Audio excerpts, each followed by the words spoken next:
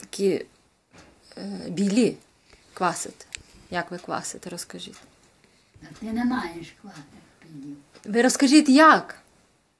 Я собі білі назбираю, лиш коби... Як назбираєш білів, обшкрепчеш, то з середини помиєш, повариш.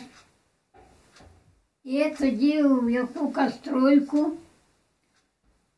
поки будеш варити, то без солила. Будеш варити, посолиш.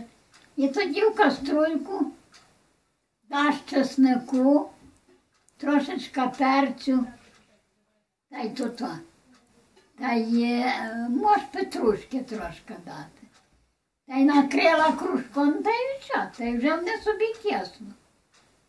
Та й тісно, а тоді вже собі будеш пробувати, чи в тісні, чи квасні. А ми не квасили, а й трошки старий приніс, я зварила, та так і смажарили, то добрі були. Ну, а потім... А потім можеш собі піджарити, може. Але добрі такі сирі їсти з бульбу. Не ясно. А ще які гриби ви робите? Та ще гриби. Та ой, нині принесли пару, та й червоніки поварила та закриваю в банку. А грузі, коби були, рижки. А розкажіть, що з Та ним? теж так само. Так само Так квасите? само помити, та й в каструлю, та й до того чеснику, та й, чуєш, воду залити.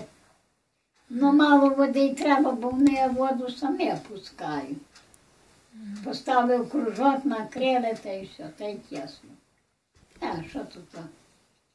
Ну, нема нічого. Ой, в мене, певно, тиск.